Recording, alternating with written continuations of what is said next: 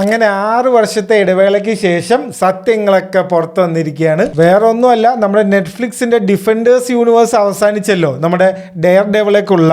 അപ്പോൾ അത് എന്തുകൊണ്ടാണ് അവസാനിച്ചതെന്ന് നെറ്റ്ഫ്ലിക്സിന്റെ CEO തന്നെ വന്നിട്ട് ഇവിടെ പുറത്തു വിട്ടിട്ടുണ്ട്. 2013 മാർവലുകാരും നെറ്റ്ഫ്ലിക്സുകാരും തമ്മിലൊരു വലിയൊരു ഡീല് സൈൻ ചെയ്യുന്നത്. ഒരുപാട് ചവറ് പോലെ സീരീസ് ഇറങ്ങിയിട്ടുണ്ടായിരുന്നു 2015 തൊട്ട് 2019 വരെ. അതിലാകെ ഗുണമുള്ളത് ഡെയർ ഡെവിൾ ആണ്. ബാക്കി കുറച്ച് അപരാധം പിടിച്ച സാധനം ഉണ്ടായ ഫിസ്റ്റ്, ലൂക്ക് കേജ് എന്നൊക്കെ പറഞ്ഞിട്ട് ആരും കണ്ടിട്ട് പോലും ഇല്ല. ഡെയർ ഡെവിൾ പൊളിയായിട്ട് ക്ലാസ് സാധനമാണ്, ബാക്കി ഒന്നും ഗുണം പഠിച്ചിട്ടില്ല. അങ്ങനെയാണ് 2019 ഡിസ്നി പ്ലസ് വരുമ്പോൾ ഇവരുമായിട്ടുള്ള ഡീൽ ഇവർ കട്ട് ചെയ്തു. മാർവലുകാർ ടാറ്റ ബൈ ബൈ എന്ന് പറഞ്ഞിട്ട് ഞങ്ങൾക്ക് സ്വന്തമായിട്ട് ഒരു സ്ട്രീമിംഗ് പ്ലാറ്റ്ഫോം ഉണ്ട്, ഞങ്ങൾ ഇനി അതിൽ ഓരോ സാധനം ഉണ്ടാക്കാന്ന് പറഞ്ഞിട്ട് പോയത്. എന്നിട്ട് വീണ്ടും ഇപ്പൊ 6 വർഷത്തിന് ശേഷം ഡെയർ ഡെവിളിനെ അവർ ന്യൂ ബോൺ എന്ന് പറഞ്ഞിട്ട് റീബൂട്ട് ചെയ്തിട്ടുണ്ട്. പണ്ട് ആ യൂണിവേഴ്സിൽ ഉണ്ടായിരുന്ന ഒരുപാട് ക്യാരക്ടേഴ്സ് ഇതിൽ വരുന്നുണ്ട്. അടിപൊളി സീരീസ് തന്നെയാണ്, പണ്ടത്തെ ഡെയർ ഡെവിളിനെക്കാളും അടിപൊളിയാണ്. അപ്പൊ പണ്ട് എന്താണ് സംഭവിച്ചതെന്ന് നെറ്റ്ഫ്ലിക്സിന്റെ സിഇഒന്റെ അടുത്ത് ചോദിച്ചപ്പോഴാണ് പുള്ളി ഇങ്ങനെ ഒരു കാര്യം പറയുന്നത്. അതായത് പണ്ട് ഈ മാർവലിന്റെ ടെലിവിഷൻ ഡിവിഷനിൽ കുറച്ച് അലമ്പന്മാരുണ്ടായിരുന്നു.